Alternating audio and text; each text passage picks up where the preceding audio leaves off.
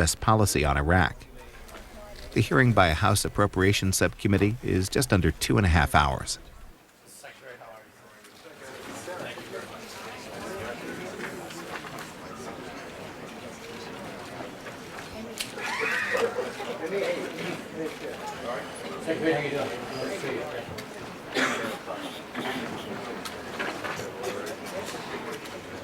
Captain's new backlog. She was here. Martin, you were on the subcommittee.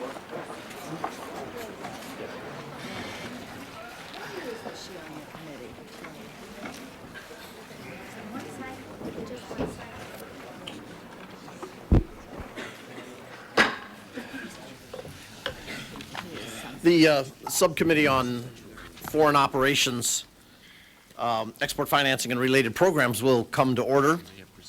Mr. Secretary, it's my pleasure to welcome you here this morning. Before I do, let me also welcome our new members who are here. I should say new and old members returning.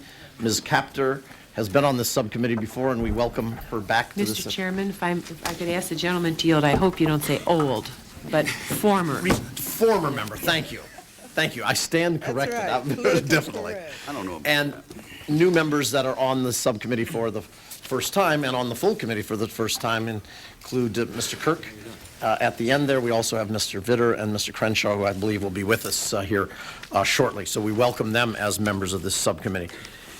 Mr. Secretary, your country and certainly this committee holds you in very high esteem as the primary foreign policy advisor to the President in what I think are clearly very challenging times. I know that all the members are very anxious to ask questions and exchange views with you, so I'm going to make my remarks brief. The topic of today's hearing is the fiscal year 2004 budget, but with a showdown looming with Iraq and a costly supplemental expected, I have to say that it's not always easy to focus on the 2004 budget, but I'm going to try anyhow. The President's request for fiscal year 2004 is $18.8 billion. That's a 15% increase over last year. Mr. Secretary, this is bold. It's an ambitious request. And as one who's consistently argued that we must see our foreign assistance budget as part of a national security, a larger national security strategy, I applaud you. But I do have many questions about the details. And in the end, of course, it will be the details that will determine the levels this subcommittee recommends to the committee and the committee recommends to the House. But I have to say that we will need vigorous support by the President if we're going to see this increase materialize at the end of the appropriations cycle. It will be difficult to secure the requested increase unless our members are shown effective executive branch management of international programs. The budget contains 3 new presidential initiatives, all of which raise management concerns. There's a $100 million request for a complex contingency fund, a $200 million request for a famine fund, and there's a $450 million request for an emergency plan for AIDS relief. I confess that I find myself a bit perplexed as to which agency is going to administer the funds for each of these and who will be answerable to this committee in regards to its implementation. Consider for a moment the proposed $450 million emergency plan for AIDS relief. It is still unclear what role the President contemplates for USAID, for the State Department, and for the Department of Health and Human Services in implementing the implementation of this third initiative that deals with AIDS. The funds for complex emergencies and famine relief would be under the President's direct control. Hence, they will largely be managed by the Office of Management and Budget, which raises some real concerns for us since they are outside our reach to talk to and to have them testify before us.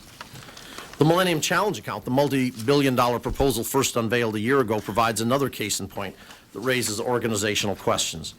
The President requested a new Millennium Challenge corporation that would reside outside of both the State Department and USAID. Let me be clear, I support this initiative.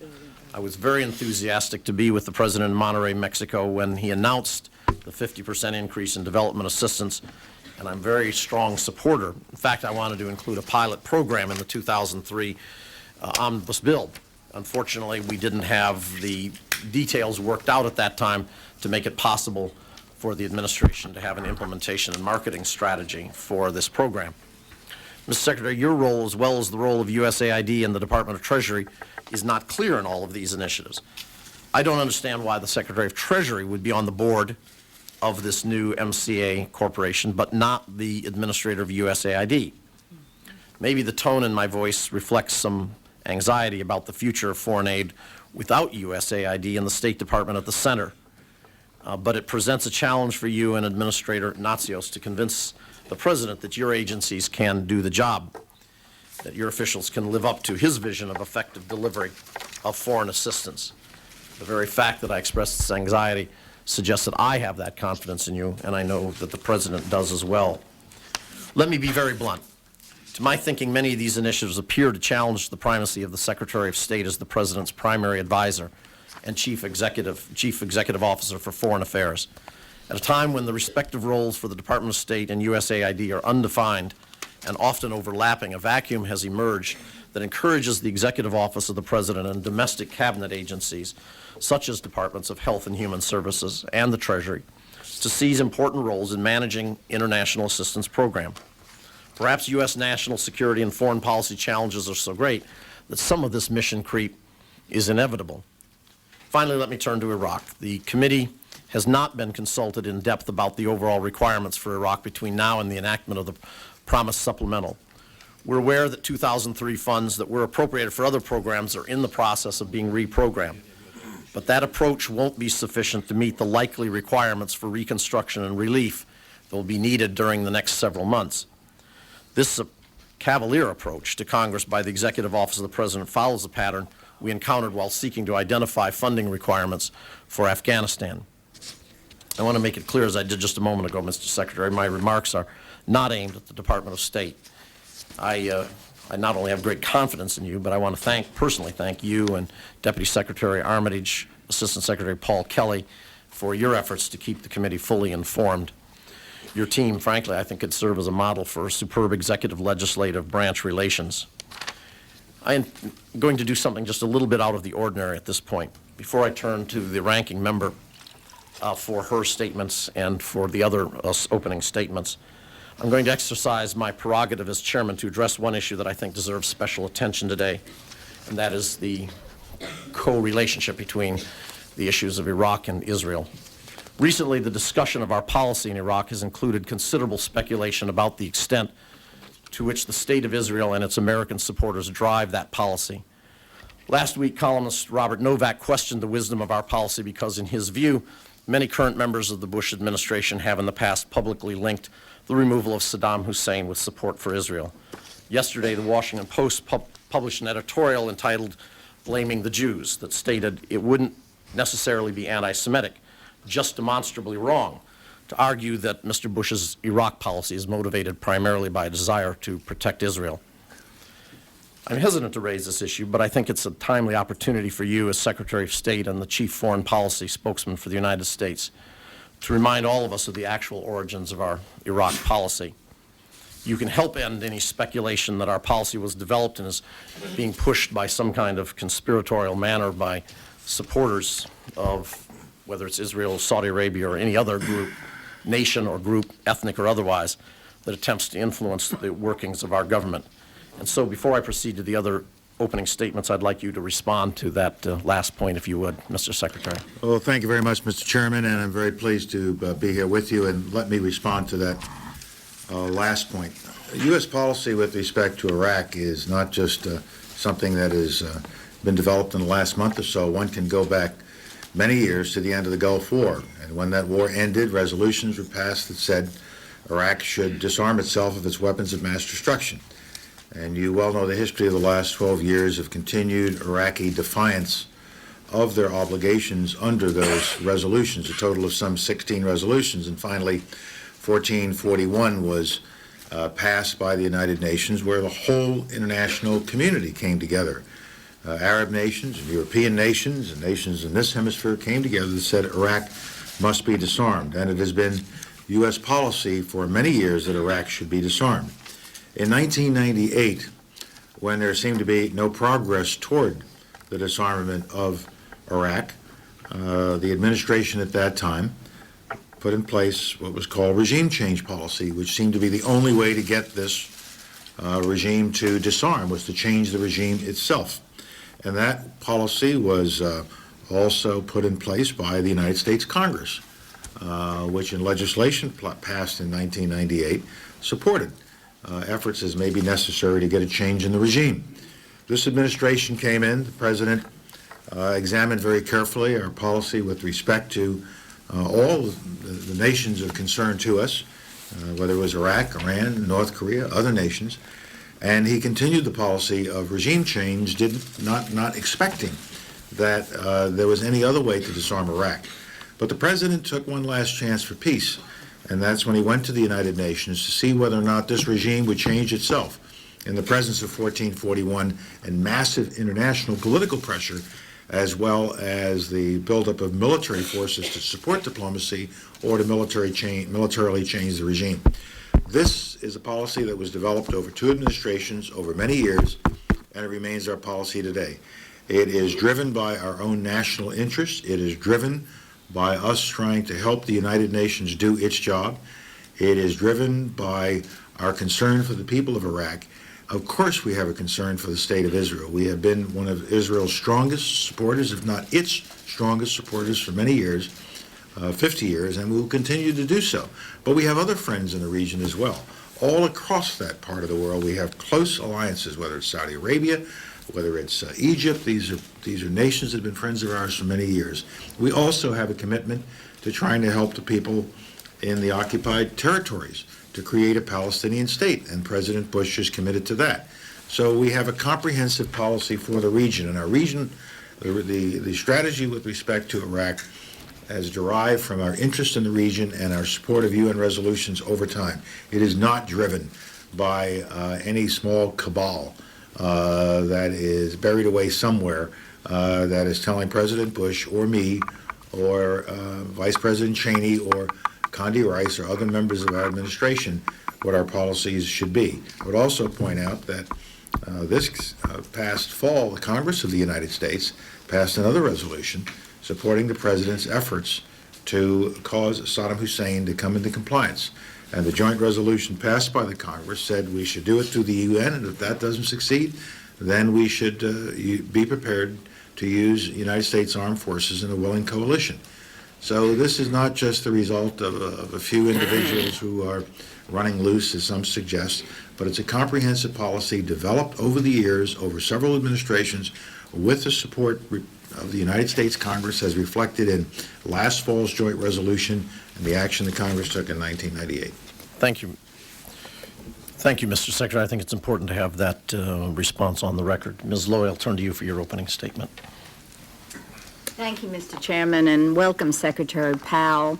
I know you are extremely busy with other national security matters, and please be assured that we are especially grateful that you have taken time to be with us today. And I personally want to tell you how much I appreciate, and I know the Chairman does as well, your continuous briefings that you and Deputy Armitage provide, and I thank you very much. I intend to take a few minutes as we open this hearing to express some concerns I have not only about world events, but also about the FY 2004 request. Anticipating that we are about to commence a campaign to disarm Iraq and bring about a regime change, I would first commend you, Mr. Secretary, for your continued efforts to secure the support of our allies in this endeavor. As you may know, I supported the congressional resolution on Iraq last fall, and I continue to support efforts to disarm Saddam Hussein. However, I do have several concerns. I am most concerned about the manner in which the United States has approached the UN and our allies during the diplomatic process of determining how best to disarm Iraq. Constant public declarations from the highest-ranking administration officials that what our allies believe and what the UN does have no bearing on U.S. policy have, in my judgment, eroded our legitimacy as an honest participant in global diplomacy. I believe we have approached this process cloaked in hubris rather than humility, refusing to adequately and patiently justify the legitimate need for action to the international community. Whether we go to war or not, and even now I sincerely hope we do not, I believe it will take years to rebuild our relationships with many of our major allies and our stature in the global community. I'm not saying that it is fair or that our actions justify such loss of standing. But the simple fact is that it appears to me it is just happening, and it could curtail our ability to achieve a wide array of foreign policy and international development goals as time goes on. Turning to the budget, I commend the administration for including significant increases in the FY 2004 budget request for foreign assistance. It is gratifying that there finally seems to be broad recognition of the strategic importance of foreign aid. Unfortunately, however, if you look beneath the surface of this request, you will find that virtually the entire $2 billion increase has gone into new initiatives, which are to be administered by new entities tasked with taking the corporate approach to problem solving.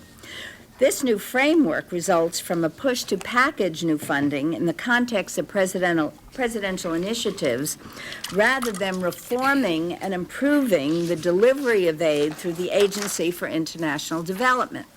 This demonstrates, for me, a high degree of dysfunction and dislocation within the administration's overall foreign aid strategy, and I fear it will adversely affect the good work we do around the world. Virtually the entire $2 billion increase above the FY 2003 level is devoted either to the Millennium Challenge Account, the HIV/AIDS Initiative, the Complex Emergency Fund, or the Famine Fund. The primary accounts, providing for other health, education, child survival, environment, trade capacity building, agriculture, and democracy programs, have either been straight-lined or cut from last year. This translates into cut in country-level funding in most of the countries in Africa, Asia, and Latin America, again with the exception of HIV programs. OMB made a unilateral decision that our aid programs in Russia and Ukraine should be shut down within 2 years and have cut USAID's programs there almost in half in 2004. The uncertainty surrounding Iraq reconstruction, for which $150 million has already been borrowed from 2003 resources, also threatens to disrupt ongoing assistance programs. With respect to the Millennium Challenge Account and the HIV/AIDS strategy, I do applaud their broad purposes and welcome the new resources being allocated for these initiatives. However, the proposal to create a new corporation in the case of the MCA and a new State Department coordinator in the case of HIV/AIDS initiative will needlessly delay and complicate the process of reaching people in need. I'm not convinced that the corporate approach or the use of the venture capital model with either the MCA or the HIV/AIDS initiative will lead to more effective programs.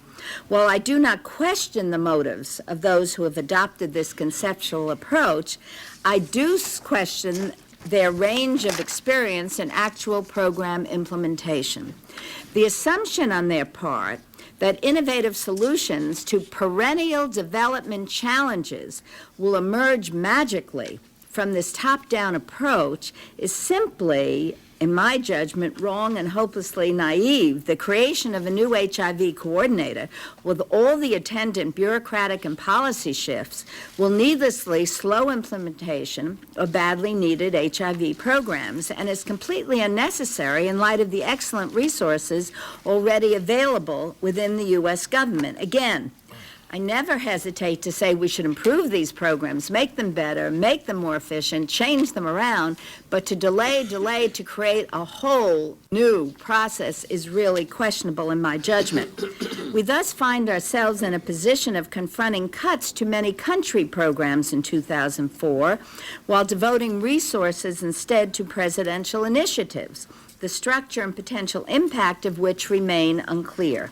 Moreover, the budget request reveals a cavalier attitude on the part of many administration officials who are willing to sacrifice progress in developing countries to make way for these untested presidential initiatives. USAID, meanwhile, has been left out of the strategic planning loop in a position of uncertainty. So at a time when we should hail increased resources for foreign aid, we instead must focus on proposed cuts in existing programs and unnecessary delays with new resources while new top-heavy bureaucracies are created. I do hope, Mr. Secretary, Congress will intervene to save the administration from itself and will recommend changes to the request that will maximize the effectiveness of ongoing aid programs. I also should add that there are some bright spots, particularly the administration's willingness to re-examine our assistance programs in the Middle East in response to the war on terrorism, and I am confident that Congress will find ways to spend the additional requested resources wisely and efficiently. We just don't need, in my judgment, to reinvent the wheel to do so. Finally, I have some final thoughts which I hope to expand upon during the question and answer period. Despite a clear mandate from Congress, the administration has cut funds for basic education, which frankly, Mr. Secretary, simply confounds me. The administration has also signaled its intention to expand the reach of the Mexico City policy to HIV/AIDS funding and possibly to assistance dispersed through the State Department, a move which could severely damage foreign aid programs. There is nothing in the requests which would help countries on the cusp of qualifying for MCA funds to solve the health and education sector problems that have caused them to miss the mark. And finally, Mr. Secretary, as we plunge into the Iraq conflict, we take on the huge task of reconstruction, which will cost in the tens of billions of dollars with no prospect for any significant help from our allies. I sincerely hope the institutional commitment exists to take on this effort ourselves, as it appears we have to do. Thank you again, Mr. Secretary. I look forward to a productive exchange of views. Thank you, Ms. Lowy. Chairman Young? Well, Mr. Chairman, I don't have an opening statement, but I would like to open two subjects if this is an appropriate time. Certainly. Do you want to do it? Would you like me to call on you first after the Secretary's opening statement? I think that would be appropriate. Mr. Secretary. Well, thank you very much. Thank you very much, Mr. Chairman and Congressman Lowy, for your opening remarks, and thank you for your compliments with respect to how we have been trying to run the department and the level of cooperation we have achieved between the department and the Congress. We do work hard at this. Assistant Secretary Kelly, all of my budget people, and especially my deputy, Rich Armitage, view this as one of our principal responsibilities to be good stewards of the taxpayers' money, and you are also stewards of the taxpayers' money, and we owe you our best answers and all the information you need to do your job so that you can support us in doing our job. And I view that as something we have done successfully over the last 2 years, to include opening up the new office that we have up here in Capitol Hill to serve you better with respect to your needs from the State Department. And I thank you for your support. Mr. Chairman, I do have a prepared statement for the record, which I would like to submit. The entire statement will be put in the record. And I would like to shorten that statement, and then after going through my shortened statement, I'll deal with the specific questions that have been raised by you, sir, and by Ms. Lowy. Mr. Chairman, members of the subcommittee, I'm pleased to appear before you to testify in support of the President's International Affairs budget for fiscal year 2004. Funding requested for 2004 for the Department of State, USAID, and other foreign affairs agencies is $28.5 billion. I have given you a great deal of detail on this request in my formal written statement, and let me just highlight a few of those items. Mr. Chairman, the President's budget will allow the United States to target security and economic assistance to sustain key countries supporting us in the war on terrorism and helping us to stem the proliferation of weapons of mass destruction. It will allow us to launch the Millennium Challenge account, a new partnership generating support to countries that rule justly, invest in their people, and encourage economic freedom. It will allow us to strengthen the United States in global commitment to fighting HIV/AIDS and alleviating humanitarian hardships. allow us to combat illegal drugs in the Andean region of South America, as well as bolster democracy in one of that region's most important countries, Colombia. And finally, it will allow us to reinforce America's world-class diplomatic force, focusing on the people, places, and tools needed to promote our foreign policies around the world. I'm particularly proud of that last goal, ladies and gentlemen, because for the past 2 years I have concentrated on each of my jobs: primary foreign policy advisor to the President and Chief Executive and Chief Operating Officer of the State Department. And under that CEO hat, we are asking for $8.5 billion. And let me just touch on that request for a moment or two, because I think it really is vitally important to the success of our efforts. First, we have been reinforcing our diplomatic troops for the last 2 years, and will continue to do so in 2004. We'll hire 399 more professionals to help the President carry out the nation's foreign policy. This hiring will bring us to 1,100 plus new foreign and civil service officers that we set out to hire 3 years ago to bring the department's personnel back in line with its diplomatic workload. I cannot tell you what a joy it is, Mr. Chairman, to go to one of our swearing-in ceremonies now, because you have approved these numbers over the last 2 years, and see 100 or 150 brand-new FSOs or civil servants, and either Rich Armitage or I swear in every single class, and to see the look in their eyes as they, with pride, they take their oath of office to the Foreign or Civil Service and go forth to places around the world to serve this nation. And not just as cookie pushers, as some might say, but they're going out in the front lines of American diplomacy, out on the offense, putting their lives in danger just as surely as the young men and women in uniform put their lives in danger. We should be very proud of these youngsters. Completion of the hiring program we've put in place will also give us the flexibility to train and educate all of our officers as they should be trained and educated. So I'm proud of what we've been able to do, and I thank you for that. I also promised the Congress that I would bring state-of-the-art communications and management capability to the department. Because if we can't communicate rapidly, if we can't run our business rapidly in this globalizing world, then we won't be able to conduct foreign policy in an effective way. And we're approaching our goal in that regard as well. In both unclassified and classified communications capability, I'm going to make sure that every single man and woman in the Department of State anywhere in the world has access to the internet, access to instantaneous communications, and the $157 million budget request will put us there. Finally, with respect to my CEO role, I just wanted to sweep the slate clean and completely revamp the way we construct our embassies and other overseas buildings, as well as the way we secure them in order to secure the men and women who occupy those buildings. This last task is a long-term, almost never-ending one, particularly in this time of heightened terrorist activities. But we are well on our way to implementing both the construction and the security tasks in a better way, in a less expensive way, and in a much more efficient way. I need your continued support for the $1.5 billion for embassy security and construction and the $646 million in DNCP funding for worldwide security upgrades. And now, Mr. Chairman, let me turn to that part of the budget request for which this subcommittee has primary oversight responsibility. The 2004 budget proposes several initiatives to advance U.S. national security interests and preserve American leadership. The 2004 Foreign Operations budget that funds programs for the Department of State, USAID, and other foreign affairs agencies is $18.8 billion. Our number one priority is to fight and win the global war on terrorism. The budget furthers this goal by providing economic, military, and democracy assistance to key foreign partners and allies, including $4.7 billion that have joined us for countries that have joined us in the war on terrorism.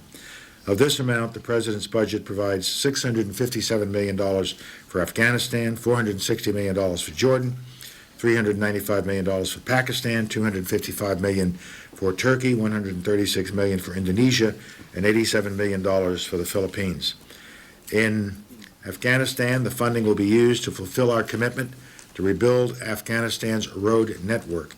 In addition, it will help establish security through a national military and national police force.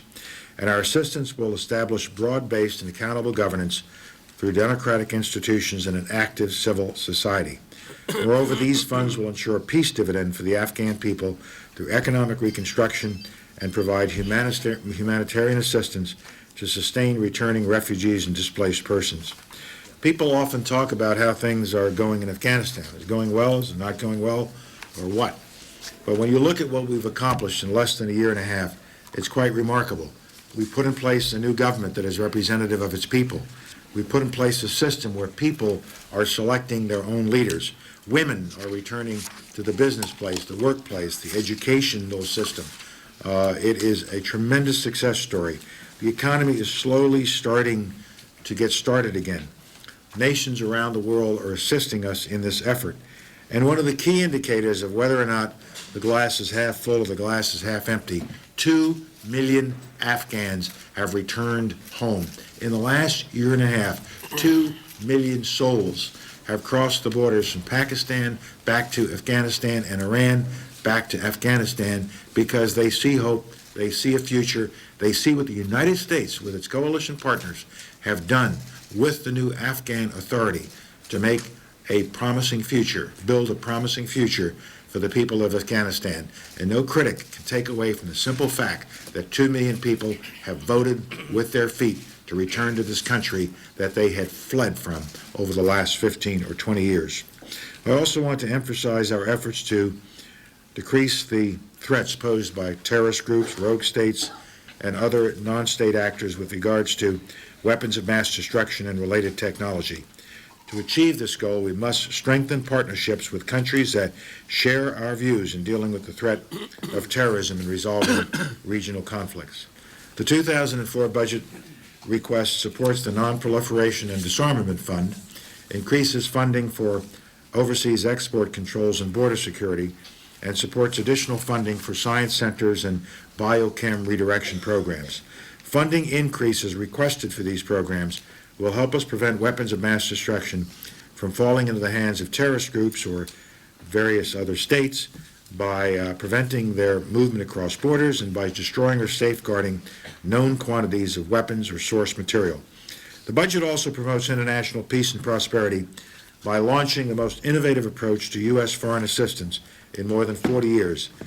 The new Millennium Challenge account, which has already been mentioned, an independent government corporation funded at $1.3 billion, will redefine development aid, and I'll talk more about that in a moment or two. The budget also provides more than $1.3 billion to combat the global HIV/AIDS epidemic.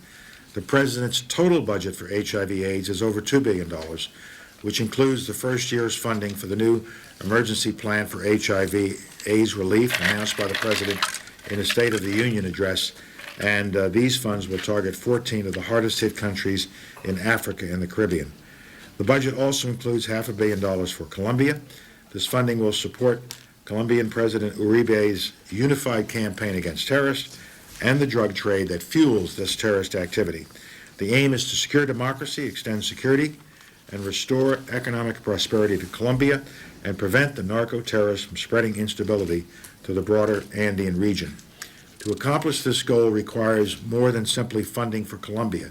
Therefore, our total Andean counter-drug initiative is $731 million for Colombia and for other nations in the region. And critical components of this effort will include resumption of the air bridge denial program, stepped-up eradication and alternative development efforts, and technical assistance to strengthen Colombia's police and judicial institutions. Mr. Chairman, to advance America's interest around the world, we need the dollars in the President's budget for 2004. We need the dollars under both of my hats, Foreign Policy Principal Advisor to the President and CEO, COO of the Department of State. Mr. Chairman, before turning myself over to your questioning, let me touch on a few of the points that have been raised in the course of the opening remarks. With respect to the concerns that you raised, Mr. Chairman, about some of the new initiatives, let me say that first, with respect to the contingency fund, the complex contingency fund, the fund is currently being set up to allow us to respond to those crises that come along in the course of a year. It's funded at $100 million. These problems that come along in the course of the year where we need funds on an immediate basis. Someone will come into me and say, Mr. Secretary, something just happened in a particular country. A crisis has broken out somewhere. There is an immediate need for funding. And rather than going around constantly robbing Peter to pay Paul or looking for pigeonholes of money that might be available, this will give the President and will give the Secretary of State enormous flexibility to respond without disrupting other efforts and programs. Who is responsible for it? The State Department. Who will answer your questions? The State Department.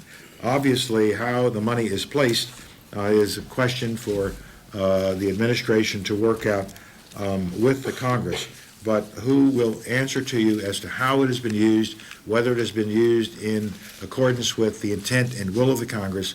It will be the Secretary of State and the State Department. With respect to the Famine Fund, it will be administered by USAID under the foreign policy direction of the State Department and the Secretary of State. And who is answerable to the committee on the use of these funds? It will be USAID and the State Department. With respect to the emergency plan for AIDS relief, there will be various federal agencies under the direction of a new AIDS coordinator who will work directly for the Secretary of State. So on this initiative as well, it is the State Department and the Secretary of State who will hire this individual, supervise this individual. Obviously, there will be other departments of government, and there will be obvious interest from the White House. But I can assure you there is always that interest in every account that I have, as there should be. I am not a free agent running freely through the woods. My responsibility is to make sure that I am following the President's priorities, and I would expect that the White House would work closely with the State Department, and I would work closely with them as we use these monies. But who is answerable to committee and who you should come to if floggings are appropriate, it is the Secretary of State and the Department of State. And I will carry out those responsibilities in the manner I try to carry out all the responsibilities that I have. With respect to the general question of are we undercutting USAID when we create new programs such as a Millennium Challenge account or the emergency fund for HIV/AIDS. I don't think we are. I think what we're trying to do is find new and innovative ways to deliver services. And I have the greatest respect for USAID, and I work very closely with its distinguished administrator, Andrew Natsios, and all the other terrific people that are in AID. Andrew is at my staff meeting every single morning. I am with AID every single morning at 8:30, and we are doing everything we can, building on Andrew's initiatives to make AID more responsive, to do a better job of using the resources that have been made available to them, to fight as best we can to get them increases in their budget, and less the new initiatives, HIV/AIDS and the Millennium Challenge account, we have been able to provide some additional increase for AID programs this year. Not as much as I would like, but it is an increase. Because what AID does is extremely valuable, and it is in no way, at least in my mind, in conflict or is competing with the Millennium Challenge account or with the emergency fund for HIV/AIDS. It's just that we're looking for new ways of delivering assistance. So to dismiss it as sort of a corporate approach, and therefore it is somehow fatally flawed because it is a corporate approach, I don't think is quite the right characterization of the Millennium Challenge account. The President wanted it to be a separate independent corporation because he wanted it to be seen as something new and different, something that will focus on those nations, those developing nations that have made a firm commitment to democracy, to transparency, to the rule of law, to economic freedom, to empowering men and women, and are prepared now to make investments in the infrastructure that then can make these countries more competitive in a globalizing world. That's the purpose of the Millennium Challenge account. And it will help other AID programs that might be underway in those countries as well. But we wanted to show a different face to the manner in which we provide support to countries. Similarly, and as you know, Mrs. Lowy and others, the independent corporation is under a board of directors consisting of the Secretary of State, the Director of OMB, and the Secretary of the Treasury, and it is the Secretary of State who will be the chairman of that board and will be providing direct oversight and supervision to the independent corporation. But as an independent corporation, it is also directly answerable to the Congress, as well as answerable in reporting to the President through the board which I chair. A lot of this will come up in questioning, so I won't belabor it, but one final point, if I may, Mr. Chairman. Ms. Lowy, you made reference to constant public declarations dissing our allies and the United Nations. The President took this problem to the United Nations, and he sought a solution from the United Nations. He did that last September in a very powerful speech, and that powerful speech resulted 7 weeks later in a powerful resolution that was endorsed by every single member of the Security Council at that time, 15-0, Resolution 1441. Now, there has been enormous debate since then, because some of the members of the Security Council who signed on at that time didn't understand that the United States of America was deadly serious.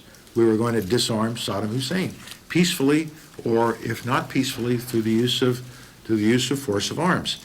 And in the months that have passed, we have seen 4 more months of continued violation, continued ignoring of the past obligations and current obligations that Saddam Hussein has. Some members of the Security Council would like to say, just keep inspections going, just wait and see what he will do, put the burden on the inspectors. The burden is not on the inspectors, the burden is on Saddam Hussein. And what 1441 required was for him to comply and cooperate fully. He's not complied, he's not cooperated fully. And we believe the case is clear. There are some members of the Council who will veto any resolution that comes along that might require that Saddam Hussein comply or face the use of force. And so we have found that there is a great deal of now disagreement over this issue, and I'm not unmindful of the public disagreement that exists in Europe and elsewhere. But there is also a great deal of support. The United States is not isolated politically on this issue, and nobody is supporting us. I can point to the strong efforts of Prime Minister Blair of the United Kingdom. I can point to the speech that Prime Minister Howard of Australia gave yesterday to the people of Australia. I just left a meeting in the Oval Office with the Prime Minister of Ireland, a small company that stood up strongly on the Security Council last fall and voted with us and continues to support us. Even though they have difficulties at home, they know what has to be done to disarm this nation. I can point to Bulgaria, Italy, Spain, the Vilnius 10, the Group of 8, Japan. The United States is not in this alone. If one thing is clear, the whole world recognizes that Saddam Hussein must be disarmed. The debate we're having, the disagreement we're having, is how best to accomplish that. We have tried to accomplish it peacefully for 12 long years. Saddam Hussein is the one who is guilty. Saddam Hussein is the one who is not responding. It is he who is not complying. The only reason he's doing anything now is as a result of the threat of force. I remember when the President gave his speech on the 12th of September, within 3 days, suddenly, Saddam Hussein was starting to say, let the inspectors in, but not really. Everything he has done since the President's speech has been an effort to try to keep away the day of reckoning. Well, the day of reckoning is fast approaching. We still hope for a peaceful solution. We hope a peaceful diplomatic way can be found. But the one thing that we have made clear to the world since the very beginning of this crisis is that the United States is committed to the disarmament of the Iraqi regime. We hope it will be done peacefully, but if it's not done peacefully, the United States is prepared to lead a coalition of the willing that will do it. And when it is done, there will be bills, as mentioned here this morning. There will be need for reconstruction. But in that effort, the Iraqi people will be better off. The United States has a track record of over the past 60 years of leaving places a lot better than we found them. Mr. Chairman, in the interest of time, I'll stop there because I think we'll repeat a lot of this in questioning. I suspect a good deal of this will come up again in questions. Chairman Young. Well, Mr. Chairman, thank you very much, and Secretary Powell, thank you for joining with us this morning. I'm going to start with a specific question, but it's going to open up a topic. The issue of aid to Turkey, a longtime ally and a longtime friend and a very strong supporter any time that we needed them. We're talking about a $6 billion package for Turkey. At least that's the conversation that we've heard. But in the '04 request, there's only $253 million for Turkey. Where do we get the $6 billion from?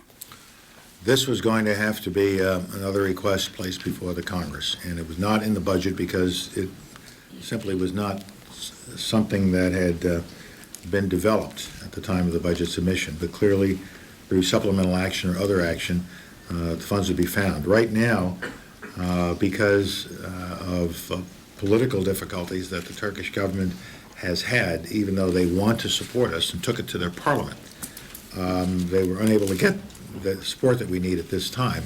At the moment, that package is not before us. It's not on the table.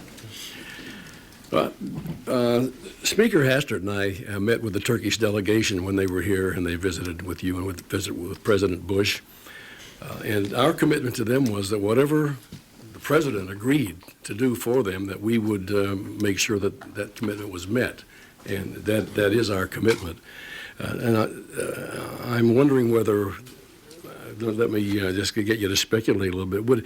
Would we see a budget amendment for the '04 budget, or would we see a supplemental request along with '03 supplemental for Turkey? And I think there will be others that will follow along with additional demands. Yeah, Mr. Young, I'm afraid I can't answer that because I mean it's not just what Turkey might need. There are other countries that have to be considered, and there are other departments beside mine that would have to be considered. So I would have to yield to my colleagues in OMB and the West Wing as to how they would bring forward these requests in the form of budget amendments, supplemental, or things of that nature. Well, I know some of the other countries that you're thinking about because most of them have been to see us also. And me. So looking for a substantial increased request here. And, we'll deal with that. The real world is the real world, and you're doing a really good job in trying to manage that real world. And sometimes it's like trying to hold Jell-O in your hand, I know that, but you've done a very good job at representing the President Bush and representing our national interest. But the reason I started with Turkey, I wanted to get into the subject, the supplemental. I'm getting considerable pressure from a lot of agencies now saying, hey, when are you going to get us a supplemental? And my response to them is, as soon as I get a request from the administration, I will move a supplemental through the committee quickly because I understand the importance of it, especially to the Department of Defense and the effort that has already taken place in building up in preparation for war, if that's necessary. Do you have any time constraints? Are you in a hurry for a supplemental, or does it make any difference?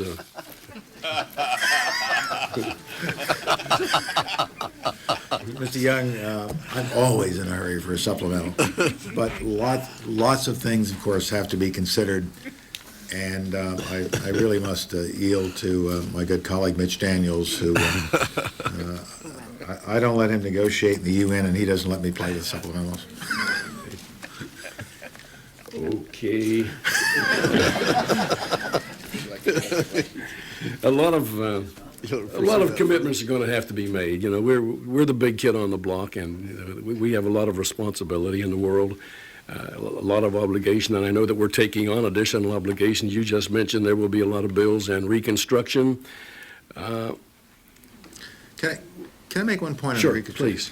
There will be requirements. The one thing that makes Iraq, should it come to a conflict, somewhat different than, say, Afghanistan, is that this is a country that will have a rather significant revenue stream. Sure. I mean, they should be able to receive $20 billion a year in revenue as a result of oil sales once the situation stabilizes, and they can take care, to a large extent, of their own reconstruction and needs.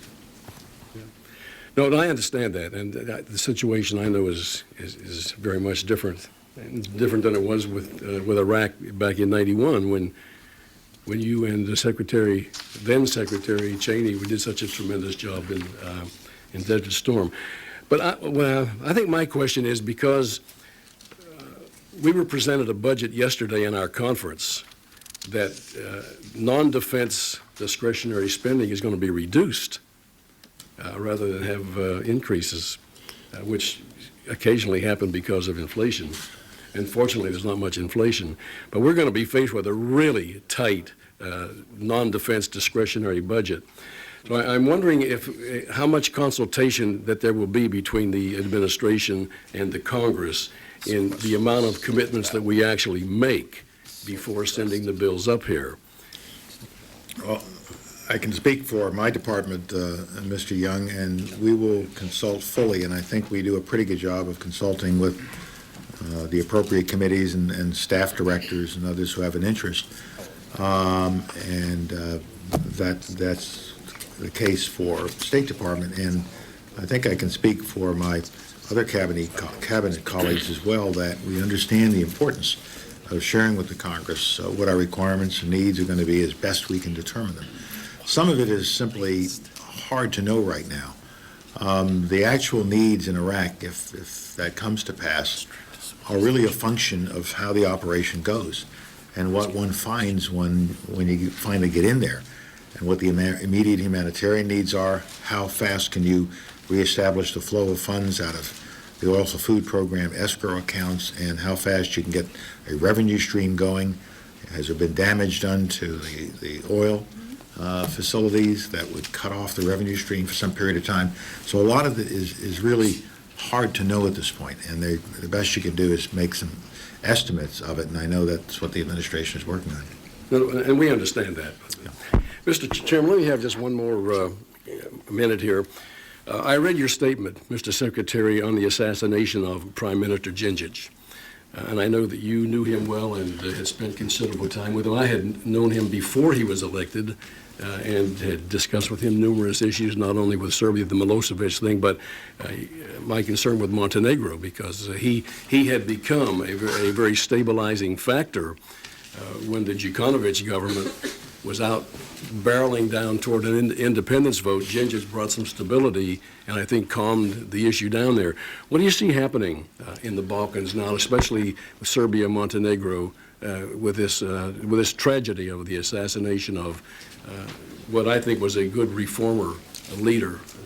Thank you, Mr. Young, for bringing it up, because it allows me once again to, in this more public setting, express my condolences to Serbs for the loss of this rather unique individual. I got to know him well.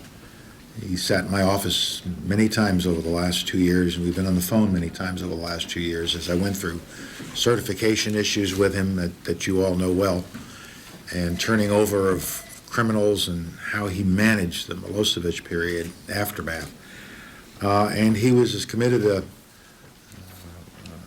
public servant to his people and to his nation as I've ever known, and his loss will be felt deeply. And as soon as this hearing is over, I'll be going over to their embassy to sign the condolence book on behalf of the United States. And I spoke to the foreign minister yesterday, but we are entering a fragile period. They've had to take some emergency steps right now to stabilize the situation and to go after the assassins and the organizations, the criminal organizations these assassins belong to. My staff is hard at work now, working with our friends in Europe to stand ready to help Serbia in any way we can as they try to regroup and put in place a government that can deal with this fragile situation.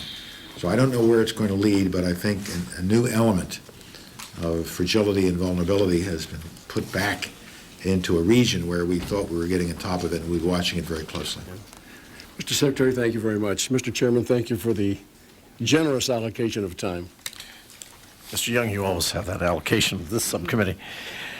I am, however, going to be very strict, since we have every member here except one right now, on the 5-minute rule, and starting with myself here. In fact, I'm going to only ask one question. I want to make sure that everybody has a chance to at least get one round. I know the Secretary has to leave no later than 1 o'clock here. I want to return, Mr. Secretary, in my question to the issue I raised, and you did address it at least broadly, generally, and that is the division of labor within foreign operations budget.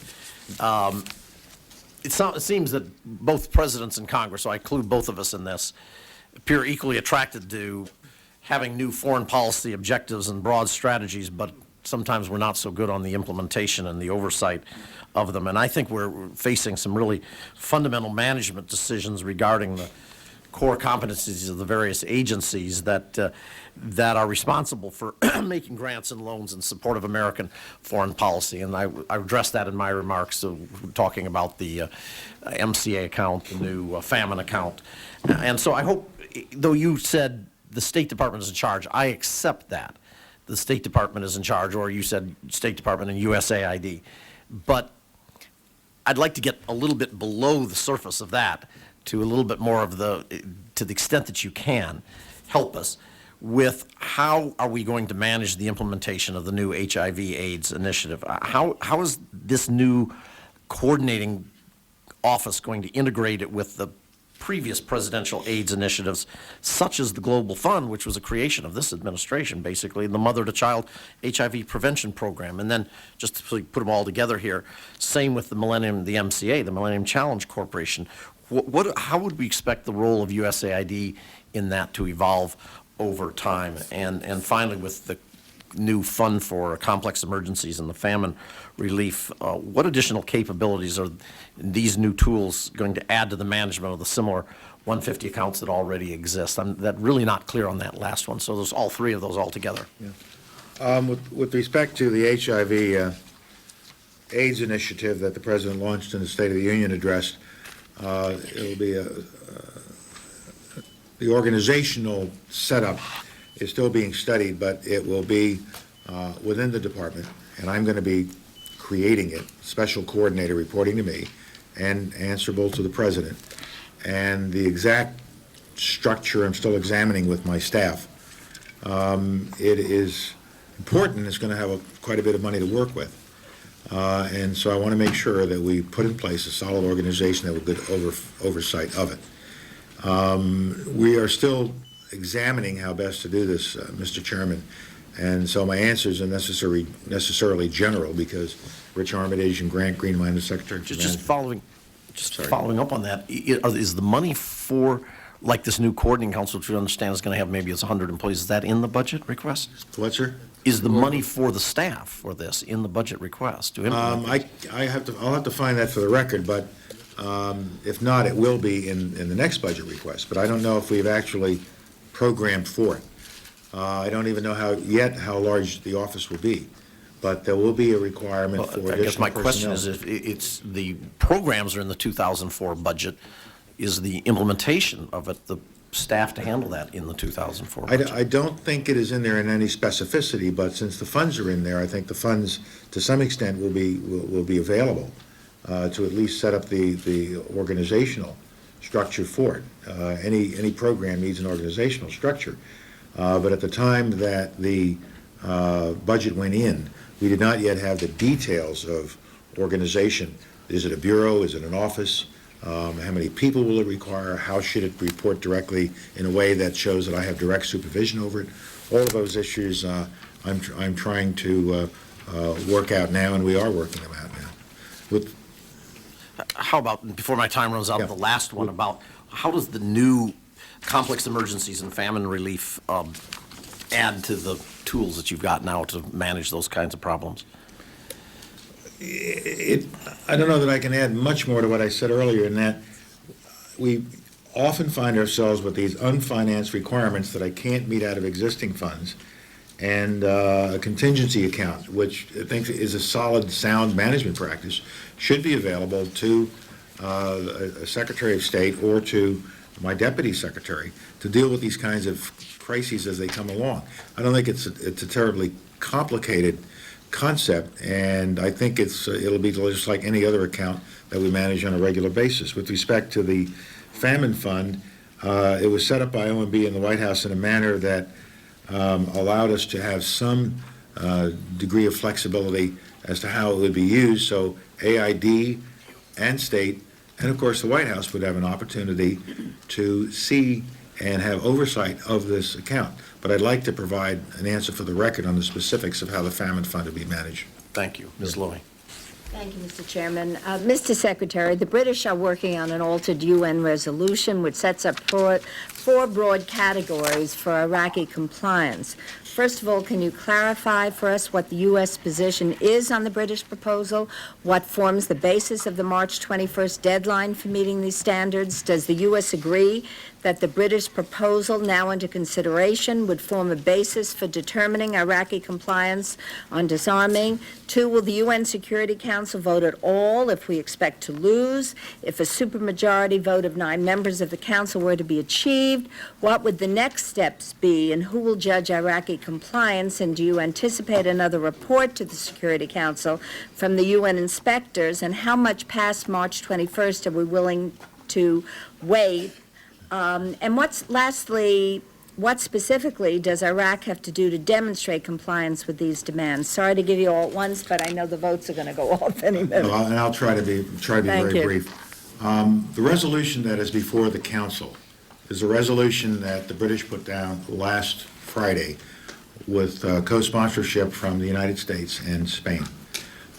We put down that resolution as a way to give those nations who wanted to see whether there was one last chance for Iraq to comply, something that they could support. And it was pretty straightforward. Unless this council has decided by the 17th, at the time we put it down last week, that Iraq has met the kinds of tests that have been out there for Iraq to meet all along, then they've lost their last chance. Over the past several days, the British, in an effort to even be more specific as to what Iraq can do to get out of the box that they have put themselves in, came up with this list of 6 tests as a way to see whether more nations could find this a way forward. And we watched and helped the Brits with this effort. We are in a period of consultation on the 6 tests. Not all of us have bought all of the various elements of the 6 test language, but we're certainly working closely with the British, with the Spanish, and many others. And so the British put it down yesterday as a way to be helpful, to see if there was a way to move forward. Instantly, one member of the council, one of the permanent members, dismissed it out of hand and said they'll veto anyway. They're going to veto anything, any language, anything that comes along, they said they will veto. And then shortly thereafter, Iraq rejected it. So Iraq isn't looking for a solution. They know the tests. The tests have been out there forever. When Dr. Blix put down his unresolved key task last Friday, it was once again an inventory, a list of all the things and all the questions that Iraq has not responded to, has not answered over the years. And so this was a British effort to go one last step. And unfortunately, one member of the council with veto authority dismissed it out of hand, joined shortly thereafter by Iraq that dismissed it out of hand. And the final point is, we are still talking to the members of the council to see what is possible with respect to coalescing around a position that wouldn't draw a veto, but the option remains to go for a vote and see what members say, or not go for a vote.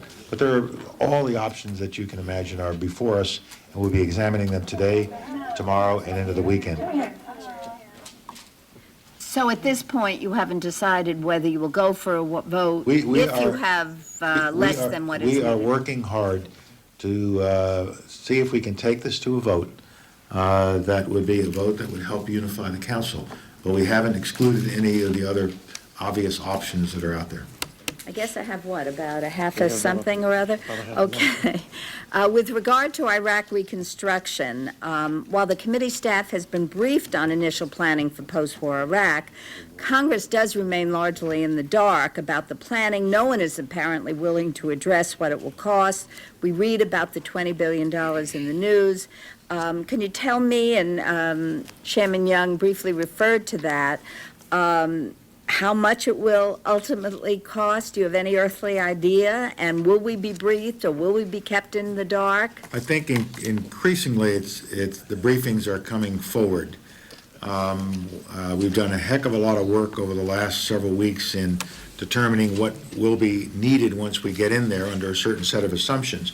And I think through public briefings, as you saw from the Pentagon earlier this week, the office that's running this, as well as briefings of Congress, that will become clearer, and it's not our effort to keep you in the dark. Some of it is unknowable, but I cannot give you an estimate of cost, ma'am. Thank you very much. We have two votes underway. We're going to go until 6 minutes, later than 6 minutes left remaining in the two votes, in the first of the two votes, and then we will stop. And quickly, as soon as the second vote is cast, we will come back and resume. Because they don't give us extra time as they used to on the floor, we have to stop right at 6 minutes. I may interrupt you right in mid-sentence, Mr.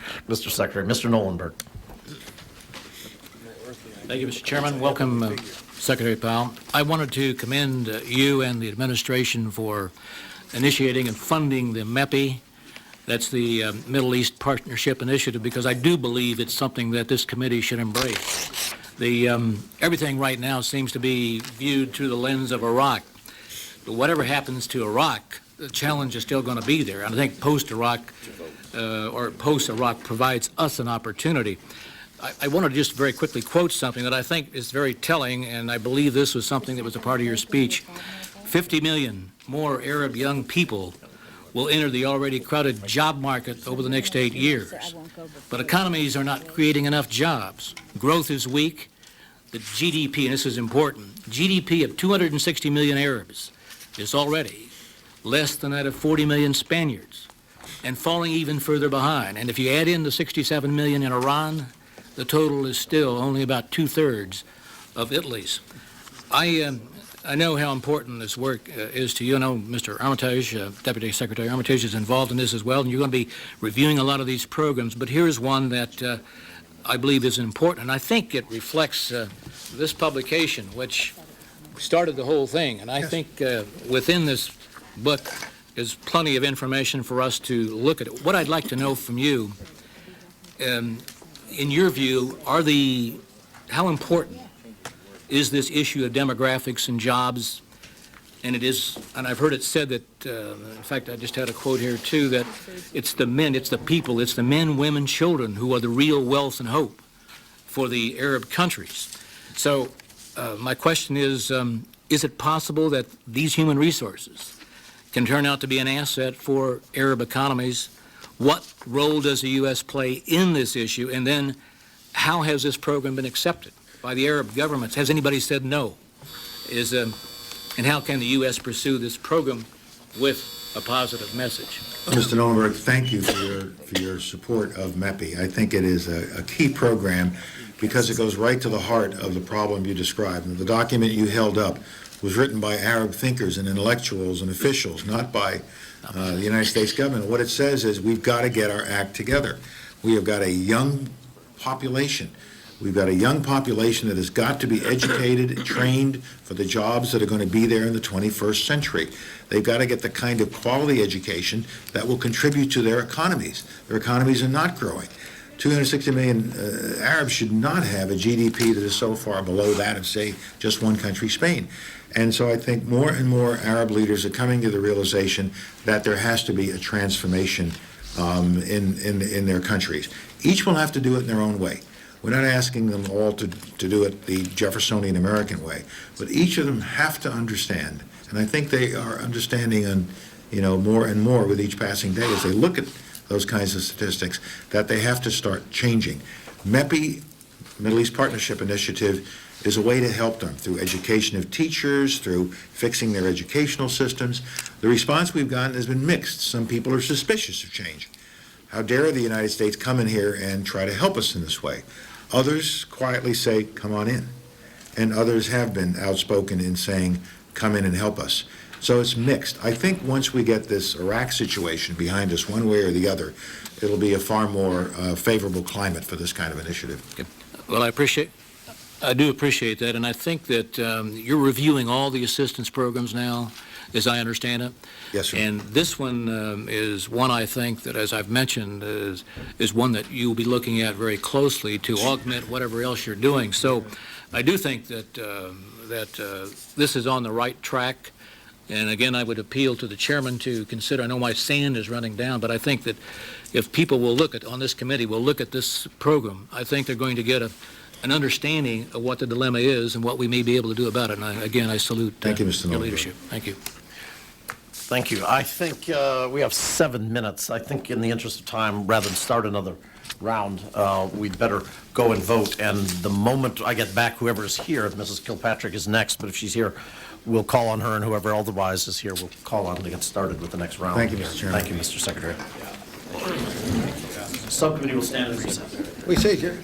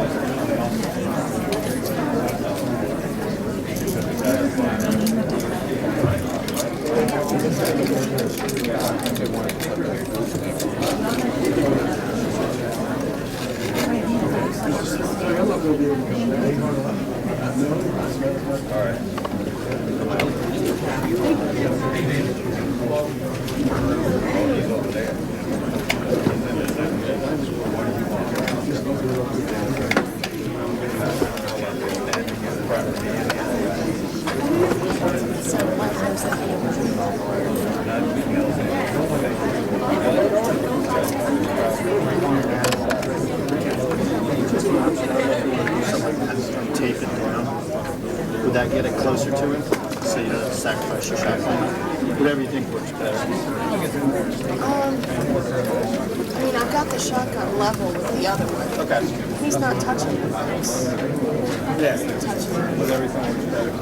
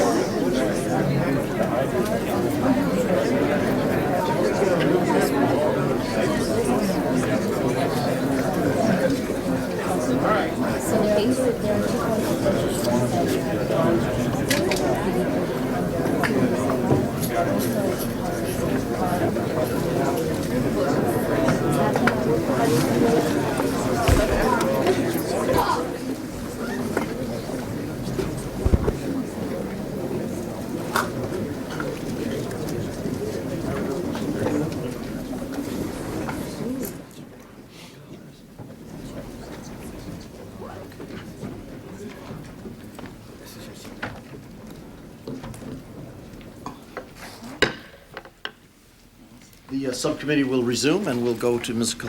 Kilpatrick for her questions. Thank you, Mr. Chairman. Mr. Secretary, always good to see you, and thank you for your courageous leadership as we do what we do. Thank you, Thank you very much. I want to first start with my 5 minutes with the new initiatives. The Millennium Account Corporation. It's my understanding it'll be a quasi-public corporation, government-sponsored, $1.3 billion, with the board of directors being secretaries. You'll be the lead on that, and that the chief executive officer, I'm assuming, will be someone other than a secretary. Yes. Has that person been a type of person rather than name? What you're looking for, what their salary would be? Have we gotten that far with what that would be? I think we have gotten that far, although I can't tell you specifically what the salary would be, but we're looking at candidates now. We're looking at people who are proven leaders, who have a record of managing fairly complex and large organizations, and who are committed to the principles that are embedded in the Millennium Challenge account approach. And so we are looking for somebody, but it will not be anybody from government. It might be somebody who's had government experience, but we're looking for a private individual to come in and run what is an independent corporation. And where would that person who believes they have qualifications for such a venture apply or contact, or what is that process? I'm looking at candidates. The White House is looking at candidates. It'll be a collective search, just as it is for most of our presidential level appointments. And what would be the relationship with USAID? I've heard all the questions, and I don't want to reiterate those that have already been asked as it relates to that, yes, something new and challenging is always good. What I don't want to see, and I'm a little bit concerned, I don't want it to be political. One thing about the civil service system, and the director and a couple appointees are, and I respect Mr. Nassio on his work, and the others who have come before them, it's an agency of civil servants who don't have any personal political. I'm concerned that this new one, with $1.3 billion of taxpayers' dollars, will be too partisan, will be political appointments that it's a new venture and may become too partisan.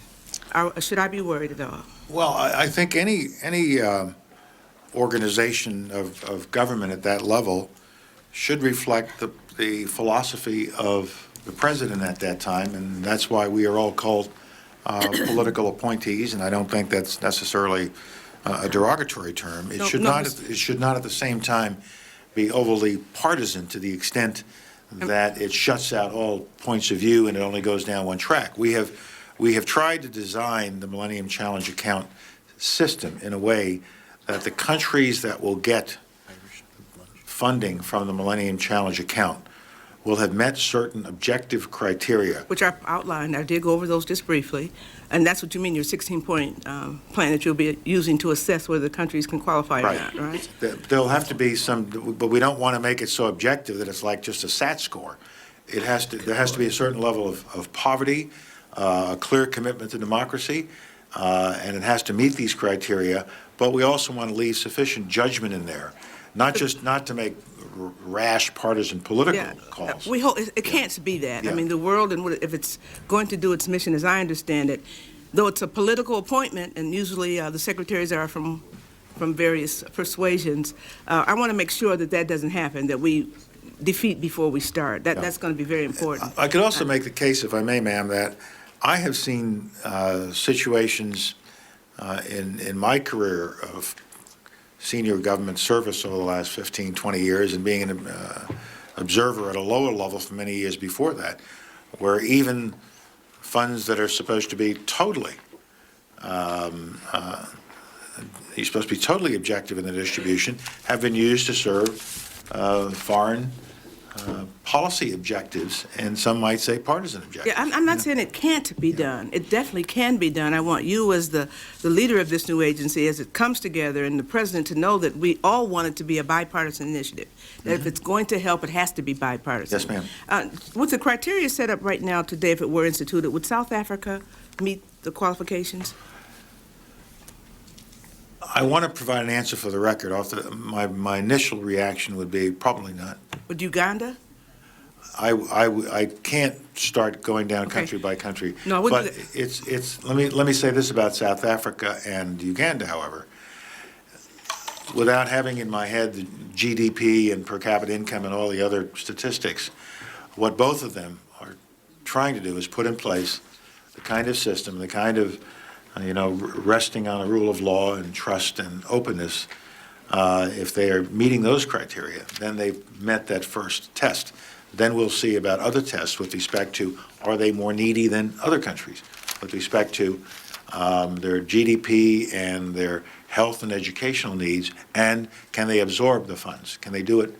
And can they use these funds in an efficient way? Right. Mr. Secretary, you know that in most third world countries that are developing, from whatever stage they are, the need for education, let's take education for example, is paramount and devastating and very, very low level in many of the countries, both on the Asian and African continent.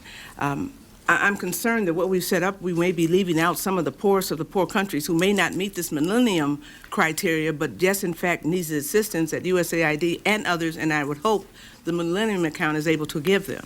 Well, USAID is always there, and But it's with less funding with this new Millennium Challenge. It has as much funding as it had before, but we've had long discussions about this, because one of the real challenges here is if you have a country that is very, very poor, and the people are desperately in need of funds, and they may be getting those funds from AID, but if we're not confident in the government, if we're not confident that the rule of law is in place, then we're not sure we want to invest in a country where the money might not be effectively used, Totally even agree. if they are the poorest of the poor. I totally agree. I see my sand's gone. I totally agree with that. Just 1 second, Mr. Chairman. If we are not confident, I want that to be subjective rather than objective. I want it to be objective rather than subjective. The confidence that this new Millennium Board has and uses, that it be objective and not subjective. It is, we are trying to design a system that is objective, but not to the point of allowing no subjective judgment to be used. Thank you, Mr. Secretary. Yeah, and not dissembling, we could take a parallel with college admissions. There are some. He's cutting me off. We're going to do a one-on-one. Okay. I'll Let me just say to the gentlelady that we are going to be holding an entire hearing on the MCA Very good. in May. Very good. And Mr. Secretary, you could be helpful to us when we have that, if you could help us get some of the people who normally don't testify before this committee, who help design the program, the criteria and so forth, that from the administration to come up and be willing to testify, because otherwise it will be a not as fruitful a hearing as it might otherwise be. Got it, I would Mr. appreciate Thank you, Mr. that. Secretary. Mr. Wicker. Thank you, ma'am. Thank you, Mr. Chairman and Mr. Secretary. Thank you for being with us again and for your patience with our questions. I'd like to discuss Colombia with you, particularly the outrageous kidnapping last month of 3 United States civilians, along with the deplorable execution of 2 human beings, one a United States citizen and one Colombian citizen, after their plane crashed in the jungles of Caqueta. I understand they were the captives are being held by the FARC. I also understand that the caps on U.S. military personnel set at a level of 400 by this subcommittee had to be exceeded for the search and rescue operations, and the law allows you to do that. Could you give us an update on the search and rescue mission for these 3 captive Americans? Yes, sir, and I appreciate that the cap did permit us to, the law did permit us to exceed the cap for this kind of contingency, an unfortunate contingency of looking for 3 Americans who have been kidnapped by the FARC. We are working very closely with the Colombian government. We're trying to provide all the assistance that we can. They, of course, are in the lead. It's their country, and they know more about this area than we do. But unfortunately, I cannot give you any progress report today. We don't know where they are. We don't know exactly which group of the FARC is holding them, and so we have not made a great deal of progress in securing their release yet. You know for a fact that some subgroup of the FARC is responsible. It is my best information that the FARC are the captors. Well, how will this kidnapping change U.S. policy toward Colombia and our anti-drug efforts there? Could you comment on that? It will not. It's sad that it happened, but it is a risk that we must run in order to try to defeat these terrorists and these narco traffickers and to help President Uribe. I visited Colombia not too long ago and had a long day's worth of meetings with President Uribe and all of his other cabinet officials, and I am impressed by his total commitment to ridding Colombia of narco-terrorists and narco-traffickers and all the others who are trying to destroy Colombian democracy. And Colombia has paid a price as a result of his commitment. They've seen a number of bombings recently. Many lives have been lost. But President Uribe is determined and committed, and we owe him our full support. Thank you, Mr. Secretary. Let me shift then briefly to the topic of information dissemination worldwide, and mention to you specifically the fact that when we began to feed Afghans, many of them gave the food to animals at first because they didn't have confidence that the food they were receiving would be safe for them. This is going to be a long-term process of winning the hearts and minds and overcoming the embedded hatred that begins at the very earliest ages among people worldwide. Could you comment on that, and how can we ever tackle this huge problem of overcoming the anti-American sentiment, which is unjustified, certainly? I think you have to separate this into parts. We are seeing a lot on the world stage now that could be characterized as anti-Americanism. When you probe deeply into it, though, you find out that very often it's anti a particular American policy at a particular point in time. And when you get past that policy issue, whether it's Iraq or the Middle East, you still find solid appreciation of America, solid understanding of what America is all about, and there is residual support for America. So it's, I believe, more policy-driven than it is some innate hatred of America and all things American. If I believed it was America and all things American, then I would close all of our consular officers, which are busy issuing visas with long lines of people lined up in all of these countries that are so-called so anti-American, to come here, to go to our schools, to go to our entertainment centers, to go to our healthcare facilities. And when you look at the vibrant Muslim community that exists in the United States, it still shows that we are looked upon with favor. Go to any community you wish to in Washington, and you will see people who have come from throughout the world and all of these hotbeds, so-called, of anti-Americanism to become part of America and to share with their families back home, and for some of them to gain an education or to get their health care or to earn some money and go back to their homelands. I think, therefore, that this is a problem that we have to work on constantly and not just be put off by the current crisis, whether it's Iraq or the Middle East. In our public diplomacy efforts, led so ably by Undersecretary Charlotte Beers, who unfortunately will have to be leaving because of a health problem, I constantly said to her and the other members of the team, just don't worry about the current problem. Build for the future. Start putting out a message of our value system, not as a value system to be imposed on others, but a value system that is there to be looked at and see whether it applies to others. Let others make that judgment.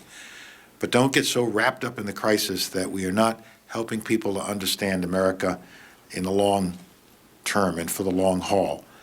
And I think that when Iraq is dealt with, and when people see how committed the president is to finding a solution in the Middle East, and if we can find a solution in the Middle East or see progress anyway toward that solution, some of this anti-Americanism will fade away, and you will see that there is still a residual understanding and respect for America.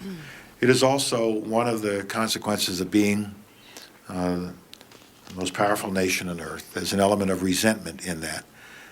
So while there is admiration, you will also find on the other side of that coin resentment for the position that we occupy in the world.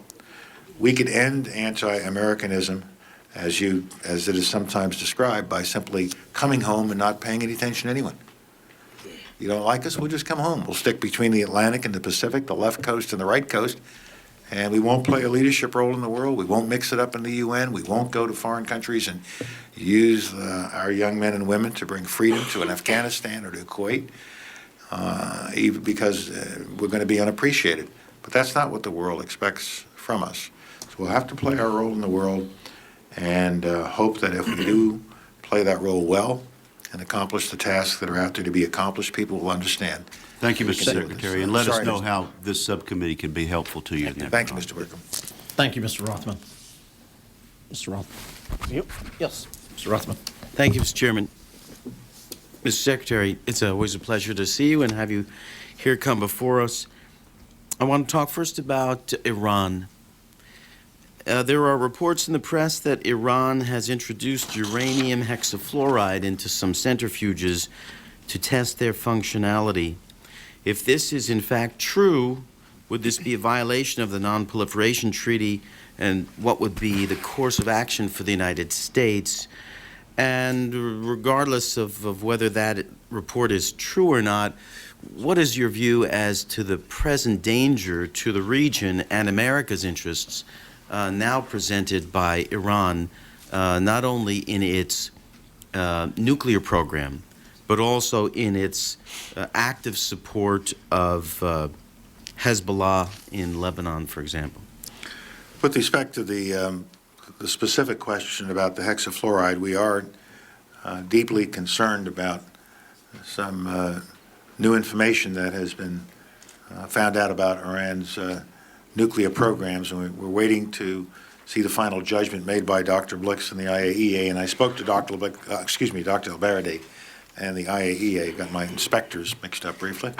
I spoke to Dr. Albarradi about it last Friday and look forward to a definitive statement. But the United States has been saying for some time that we are deeply concerned about Iran's efforts to not only have nuclear power, but to use that nuclear power infrastructure to develop the capability to produce nuclear weapons. We've raised this issue repeatedly. We've talked about the axis of evil and been criticized for it. And lo and behold, we discover they had a far more robust nuclear infrastructure that could be used for weapons development than people had thought or wanted us to believe. We were seen as suspicious and we shouldn't be moving in this direction, but now we have a real concern. When you marry that up with their continued support for terrorist organizations that foment terror in Lebanon and other places throughout the Middle East, I believe that our concerns with respect to Iran were well-founded, and the President's willingness to point this out directly in the course of his 2+ years of leadership have been proven correct. Well, I applaud the President for identifying Iran as one of the members of the axis of evil. I just want to get a better handle on what the administration is doing about it. And, for example, what steps the administration is taking, for example, to support what I believe are the vast majority of Iranian citizens who would no longer wish to be oppressed by the handful of religious fanatics now ruling that country, despite the fact that the people twice now have chosen overwhelmingly reform candidates. With respect to the nuclear programs, we have been in close touch with IAEA and with Russia and other providers of this kind of technology and infrastructure to the Iranian government. With respect to the basic issue that you raised, though, the young people of Iran, especially the young people of Iran, but all the people of Iran, they believe a better life is ahead of them if they could somehow get their leaders to understand this. And right now you have a battle taking place between the forces of the political leadership under Mr. Khatami and the religious leadership under Mr. Khamenei. And we continue to put out a message to the Iranian young people and to the Iranian people that the United States supports them in their efforts. Mr. Secretary, just one last question, a two-parter. Has the United States made it clear to the Iranian government what we would be prepared to do should Iran take further steps to create nuclear missiles? to create nuclear bombs and then the vehicles to deliver them. And the other part of the question has to do with Syria and how the administration believes Syria is complying with the Taif agreement, and whether you are optimistic about the continual withdrawal of Syrian forces from Lebanon that apparently went from 20,000 down to 16,000. Can you envision the day when the Syrian occupiers will leave Lebanon to the people of Lebanon? With respect to, have we given the Iranians some ultimatum of some kind, or what we would do if they continued moving down this road? No. But we made it clear to the Iranians and to those who support Iranian nuclear efforts and missile developments that we find this to be irresponsible action on their part. And the Iranians know what our views are with respect to these sorts of efforts without us giving a specific, as we never would, telling them exactly what options we might take if we found ourselves threatened. With respect to Syria, I hope it is the beginning of a longer drawdown that would go to nothing, but I can't be optimistic about that. We were pleased to note that there has been a reduction of the kind you suggested, but I've seen ups and downs in the number of Syrian troops in Lebanon on and off over the years. So I cannot tell you whether this is on a path to get down to zero and let Lebanon be ruled by the Lebanese people without the presence of an occupation army. But that is our objective. That's our national It's been policy. our objective, yes, sir. Thank you, sir. Thank you, Mr. Chairman. Thank you, Mr. Ruthven. Mr. Kirk. Thank you, Mr. Chairman. Mr. Secretary, I wonder if you feel the diplomatic dance is so tiresome that you long back for your old job running the Fifth Corps. The good old days. Yes, right. Regarding North Korea, as you know, the government of Japan owns more plutonium than anyone else. And people have said that Japan could become a nuclear power in a long weekend, have a much larger arsenal than China could possibly have. Should this happen, other nations in the region would also considering acquiring nuclear weapons, even Taiwan. Given such a scenario that Japan would have to look at a rising, possibly irresponsible nuclear threat from North Korea and her national security options, it would seem to me that the government of China would be very, very interested in not having other Asian nations take the nuclear option. Have we discussed this scenario with the Chinese at all? Extensively. President Bush and President Jiang Zemin discussed it at Crawford, the President's Ranch, last fall. And you may recall after that meeting, President Jiang Zemin reaffirmed that the Chinese policy is a denuclearized Korean peninsula. I have discussed it regularly with my foreign minister colleague, Mr. Tang. And in fact, because we've been meeting at the UN in New York every week for the last several weeks, we have had at least, and I was in Beijing 2 weeks ago, we discussed this at least 5 times in the last 2 months. The Chinese are very concerned about this issue, sensitive to this issue, and I'm working very closely with the Chinese to see if we cannot find a way forward to bring this matter under control and convince the North Koreans that a better future awaits them without nuclear weapons than one which awaits them with nuclear weapons. Now, in 1994, we signed the agreed framework when North Korea said that they were pulling out of the Nuclear Non-Proliferation Treaty. We promised them free oil and free nuclear reactors in return for a commitment not to produce fissile material. I believe in 1998, the U.S. government learned that North Korea was violating that agreement, but that was closely held. And then Assistant Secretary Kelly, during his visit last year, got an admission from the North Koreans that they were producing fissile material. You have wisely reviewed our agreed framework commitments, but continued food assistance to North Korea. It's my understanding that North Korea is the largest food aid recipient of the United States, that the United States feeds every child in North Korea under the age of 15. Can you talk about your continuing aid commitment to North Korea that you have made? Yes, sir. With respect to the first part of your statement, though, you're quite correct. When the agreed framework was signed in 1994, it was yet another agreement that North Korea made not to have nuclear capability. They had signed a couple of years earlier a North-South agreement with South Korea, not to have nuclear weapons in the peninsula. And they made many other commitments over the years. The previous administration succeeded in capping that particular program at Yongbyon. And I've always given credit to my colleagues in the Clinton administration for having done that. What they didn't know and what we didn't know for the first year and a half of this administration is that the North Koreans had pocketed that, and we're now doing it a different way through enriched uranium.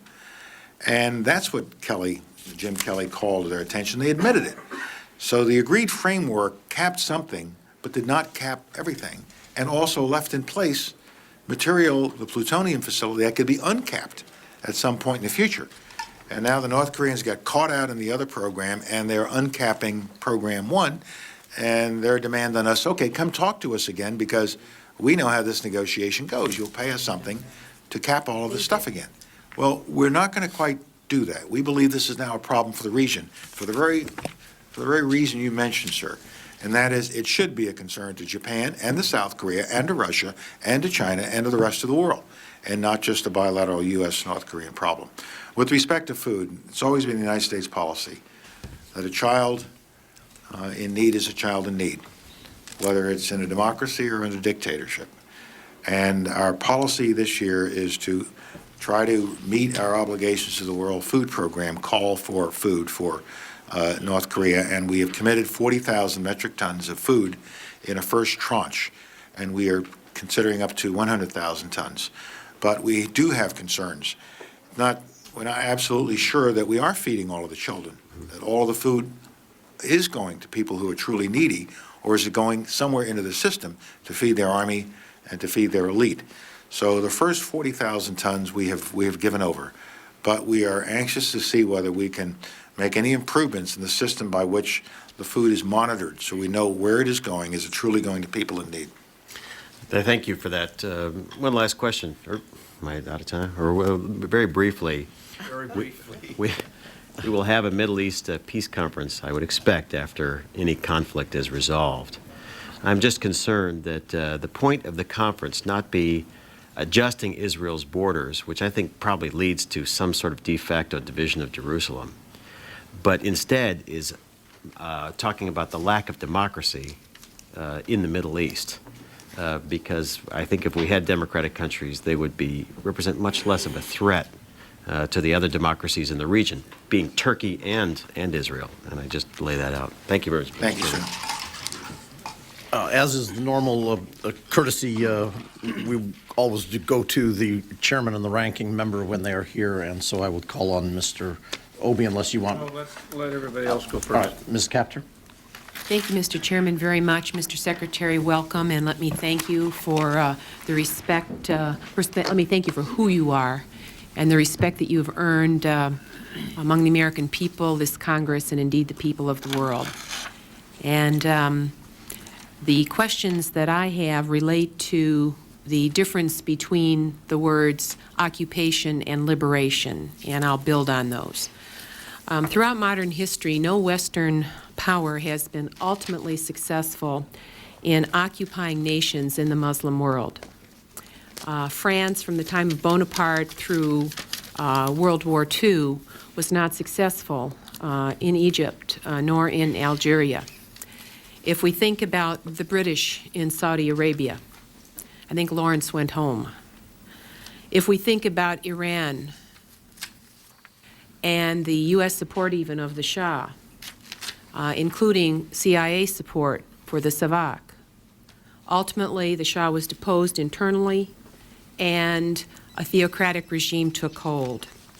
And finally, Russia met its Waterloo in Afghanistan, and we are not out of Afghanistan yet.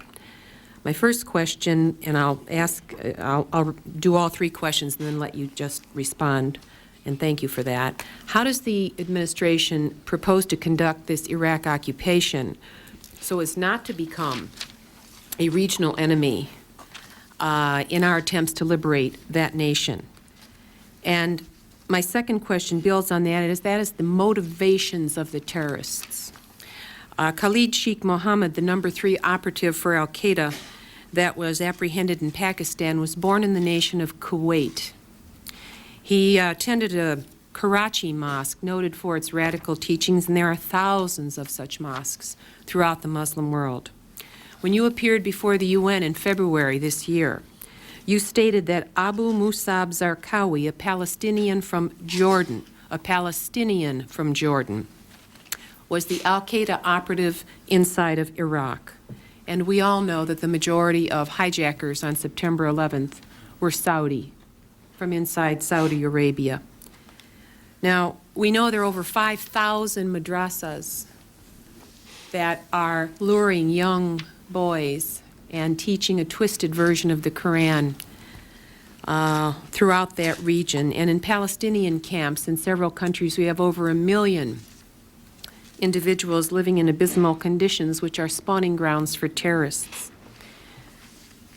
How can we win a war on terrorism when fervent recruits to the cause are being recruited every day far beyond the borders of Iraq? And finally, because your budget submission does not include it, Saddam Hussein has nationalized the oil fields in Iraq, and there is no submission in your budget to pay for the war, nor what will follow. Is it the administration's intent to provide for an ownership structure and To do what, ma'am? an ownership structure for those oil fields and some type of transactions that would occur that would ultimately pay for the engagement that we are involved in now? On the third question of the oil fields and the oil belongs to the Iraqi people under international law and the moral obligation I think we have. It will be our policy that a system will be put in place where that oil would be made available to the world market, and the revenues would be used to sustain and support the Iraqi people.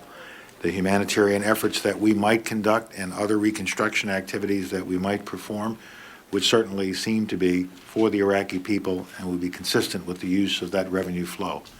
The military action that we're taking and the recovery of costs for our military action, at least my judgment, and I believe the judgment of my colleagues in the administration, paying for that directly out of those funds would not be consistent with our obligations under international law. We have an obligation to protect the assets of the nation for the nation, use those assets for the nation, and that would be my answer to the first question. With respect to occupation versus liberation, the examples you gave were not only occupation, they were colonization. We don't go to create colonies or obtain colonies. To characterize it as an occupation, I think, would be inaccurate. Obviously, if there's a military operation, there has to be a period where the military that has gone in and removed the previous regime has an obligation to protect the people, to stabilize the situation, and to immediately begin the transition to some other form of authority within the country. We would immediately be seeking international support for the effort if we don't start with international support, which is, of course, our hope. And that international support would include UN resolutions that would give us access to funds of the Iraqi people that can then be used for the Iraqi people. And so we would internationalize it quickly, not try to make it an American colony or leave in place an occupation army for some indefinite period of time. We would try quickly to pass off responsibility to civilian administrators.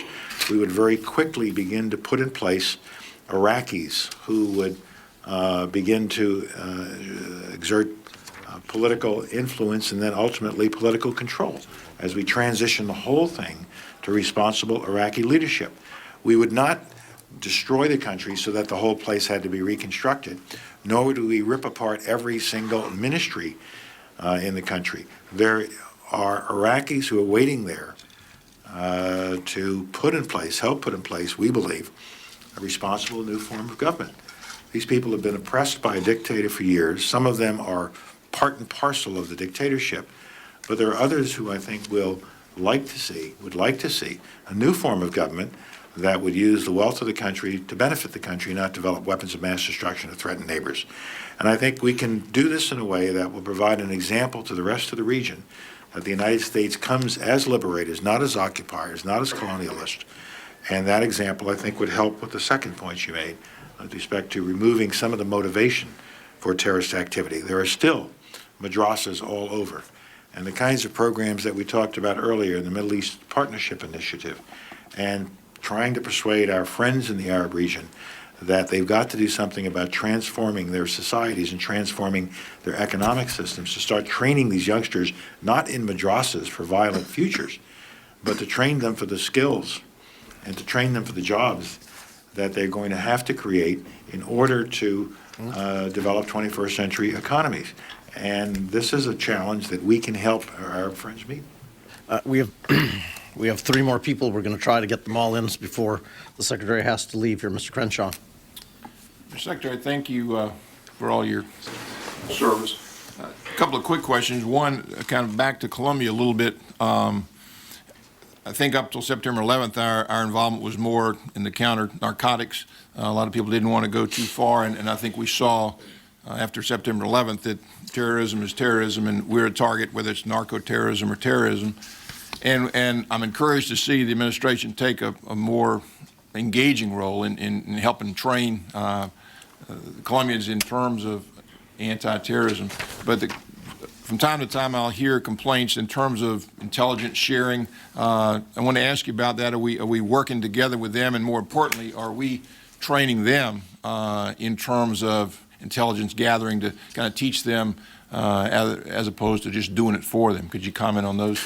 I think we are doing a much better job on intelligence sharing and giving them the capability to generate their own intelligence. When we realized after 9/11 that a terrorist is a terrorist is a terrorist, and we came to the Congress and asked for permission to start removing some of those barriers that existed between counter-narcotics work and counter-terrorist work, and got that permission, we've been able to do quite a bit more. And I saw evidence of this when I was there earlier this year, a few months ago, of close cooperation with our embassy team and the Colombians, and with specialized organizations of the United States government and their parallel organizations in Colombia.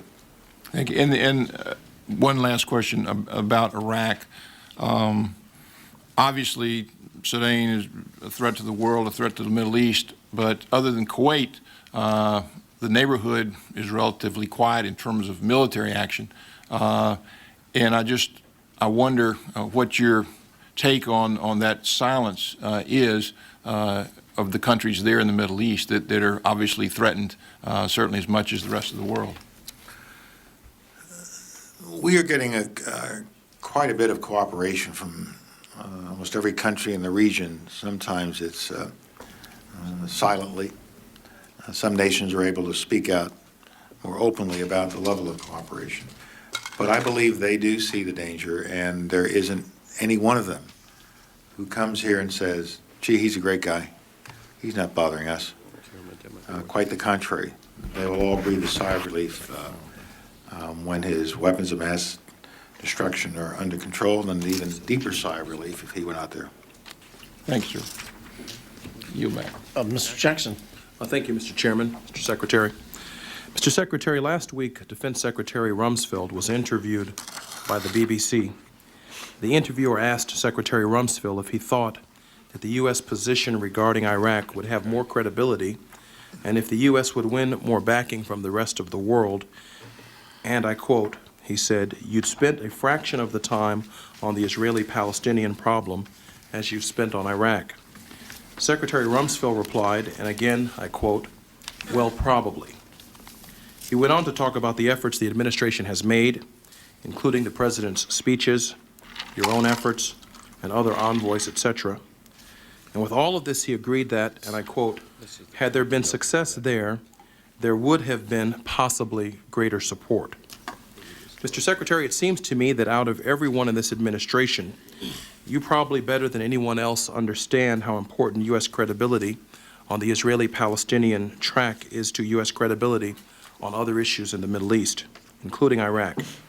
So as someone who understands this so well, could you please tell this committee how this administration plans to build some credibility on this issue now and as we get ready, I assume, to attack Iraq, and after the U.S. undertakes what will be an entirely new and obviously a complicated role on the ground and as a player on the ground in the Middle East?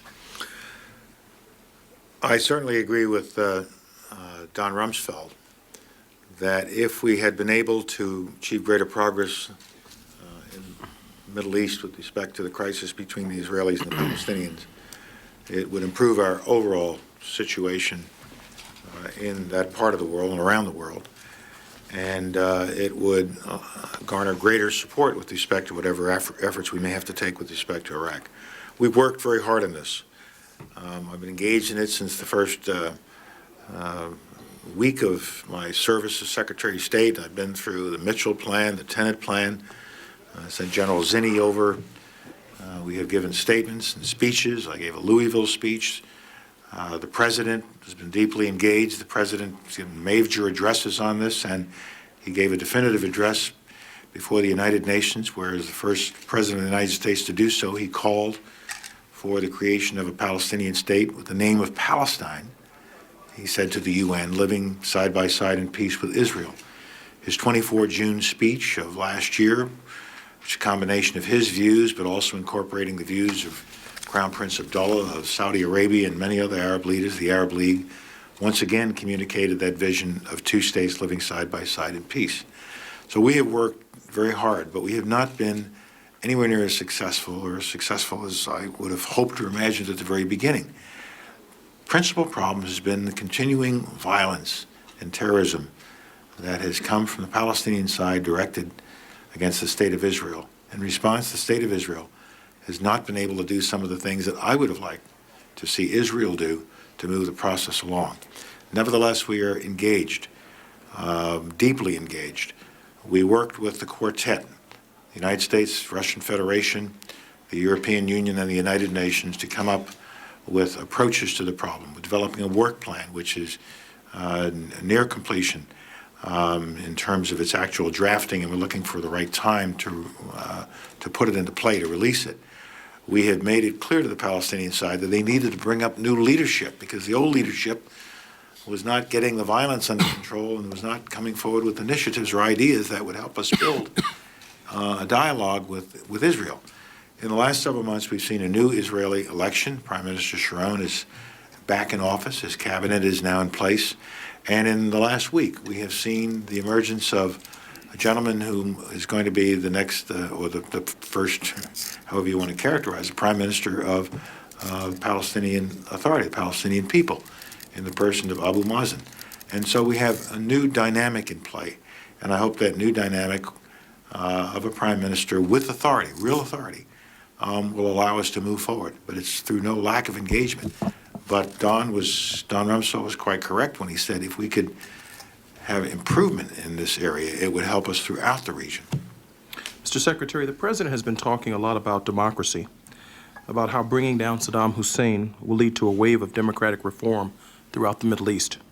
And I want to be clear, we all believe in democracy, and we all believe that individuals everywhere, be they in the United States, Europe, Africa, Latin America, or the Middle East, deserve democracy. They deserve to be represented by leaders who have been chosen through free and fair elections. They deserve all the rights and freedoms that we as Americans have fought for and continue to fight for. In an op-ed published Monday in the LA Times, Professor Shibli Telhami of the Brookings Institute argued that whatever the intent, a war with Iraq is likely to perpetuate repression in the Middle East, not spread democracy, at least in the short term, will be the goal. The pattern is clear. As we pursue policies that are highly unpopular in the Middle East, we ask, indeed insist, that governments support these policies. To accomplish this, those governments unleash their security forces to prevent dissent, to contain public demonstrations, to limit freedom of speech, to disrupt any potential organization from undermining their stability. In the case of war with Iraq, the regimes fear that passions could be inflamed if there are many civilian casualties, so they plan ahead with particular ruthlessness. My question, Mr. Secretary, is not whether democracy is a worthy goal, but rather whether this administration has taken into consideration the possibility that war in Iraq could not only fail to bring about democracy to the region, but could undermine the growing democratic movements in places like Jordan, Lebanon, Iran, and even the Palestinian Authority, and perpetuate repression throughout the region. I'm very concerned that the administration is taking it as an article of faith that whatever changes this war wreaks upon the region, of course the potential of war, the result will be an improvement in the present situation. And I've got to tell you, Mr. Secretary, that seems like a very risky assumption. I welcome your comments and your reassurances. If a dictator is removed from Iraq, and if this country of 24 million skilled people with a significant revenue flow turns away from threatening and invading its neighbors and becomes in its place a place of stability that is not threatening its neighbors and is using its oil for useful purposes, it seems to me that helps the region overall. Nothing we are doing, it seems to me, undercuts any of the liberalizing or democratic movements that are taking place in countries such as Jordan or Bahrain or Qatar or Kuwait. We have seen changes in these countries, and you take note of this, Mr. Jackson. We have seen changes take place in these countries in recent years, where their legislatures are starting to function, where women are being allowed to participate more fully in civic society. It's a mixed picture, country by country, but we have seen some movement, and I see no reason why suddenly having a nation that is not threatening the world and threatening a neighbor and causing the kind of crisis it is now, not there any longer under that leadership, would not be anything but a stabilizing influence. And also, I think, with that out of the way, it gives us the opportunity to work more fully on the Israeli-Palestinian issue. And so I don't find the thesis in that article necessarily the correct thesis. We will continue to encourage all of these nations to start moving in a road toward democracy. Not that it is a panacea, but when we look at the kinds of problems discussed here earlier with respect to young people not being educated for the 21st century, with denial of opportunity to 50% of populations because they're women, this is not going to be a way into the future. And I think we're making that case repeatedly with all of our friends, to include those that you might characterize as the least democratic. But I'm telling you, we are making that case to them and telling them, you have to figure out your transformation, how you're going to do it in the future. We are not going to do Iraq so that we can come and impose democracy on you. It's going to have to grow up. It's going to have to come out of your experience. The Secretary has to leave in 5 minutes, so Mr. Over gets the last question. Thank you, Mr. Chairman. Mr. Secretary, I have a profound respect for you. And one thing I've always appreciated about you is that I didn't think you approached life as though you were viewing everything through the prism of being a permanent president of an optimist club. You have I think, a more balanced view of the world. And I also do not detect in you the same kind of arrogance that is so often associated with so many people in this town. But I want to just express and I'm not going to ask you an Iraqi question. I mean, the Iraq issue has become almost theological, so I'd like to talk about something else. Three things, really. First of all, did you know Shlomo Argov? He was the Israeli ambassador to London, who was turned into a paralytic by Abu Nidal's group in a terrorist attack almost 20 years ago, and he spent the last 20 years as a paralytic, and he's just died. He was, in my view, a tremendous public servant, and he's just an example of what happens to good people in a region where it seems that we're running out of wise men before we run out of fools. But I'm concerned about the hiatus in American deep involvement in the Middle East. I agreed with the administration in sort of laying off the peace process for a while after you came into the White House, because I thought that Mr. Arafat needed a cold shower after he threw away the chance for peace in the region. But I have considerable disquiet about how long that lack of deep involvement has occurred. And I appreciate what you said to Mr. Jackson today, but I would still urge, especially in the context of what apparently is going to happen in Iraq, I would still urge that we elevate very, very quickly our focus on the renewal of the peace process, especially after you have a new opportunity with Abu Mazen, as you indicate, apparently becoming the new prime minister. I just believe it is foolhardy for us to be doing something to the Arab world if at the same time we are not doing something for them and for the Israelis at the same time. Because as you know, there is never any progress in the Middle East unless we are deeply involved. And I just think we're making a profound mistake in not being more aggressive in seeking out contacts with people other than Arafat, if that's what you want, but just to make clear that we're not just going to abandon the Middle East to the violence that's seen on Al Jazeera television every night in their own biased way. Secondly, I would say that I am tremendously disturbed by our lack of immediate focus on and direct contact with North Korea.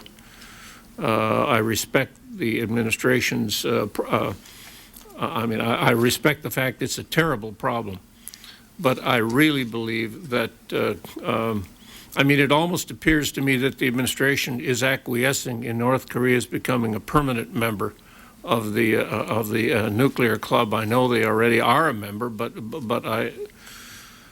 I'm not convinced that if we draw the line just at their ability or their willingness to sell, that we're ever going to be able to tie that down tightly enough to be in our own interest. And then thirdly, I just have one question, which I think that you may not want to answer or may not be able to answer, but nonetheless I have to ask the question. The Washington Post this morning carried a story. The FBI probes fake evidence of Iraqi nuclear plans. The FBI is looking into the forgery of a key piece of evidence linking Iraq to a nuclear weapons program, including the possibility that a foreign government is using a deception campaign to foster support for military action against Iraq. I feel that I need to ask, do you know or can you tell us what that country is? I can't with confidence. It was information that was made available to the inspectors, didn't come from the United States. Came from other sources, and at the time, and it was provided by, I don't even think the United States provided it, but we were aware of this piece of evidence, and it was provided in good faith to the inspectors, and our agency received it in good faith, not participating, if that's a suggestion of your question, in any way in any falsification activities. Well, I'm certain that you would not in any way be involved in anything like that. But I do think it's important that the Congress and the people of the United States know, if it is in fact the case, that they know which country supplied that and whether or not they supplied it knowing that it was false information or whether something else happened. Yeah, I can't answer that, Mr. Dobie. I'd have to yield to others. Thank you, Mr. Chairman.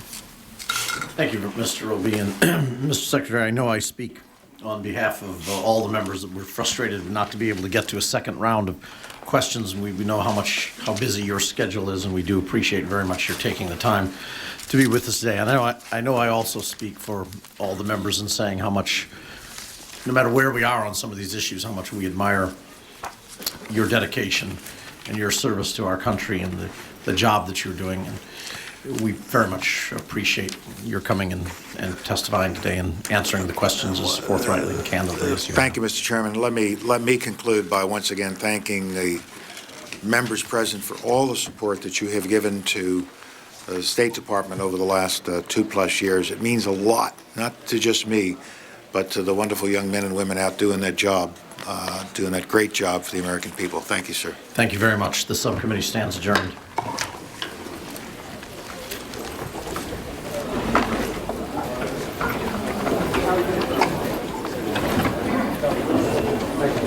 Thank you so much.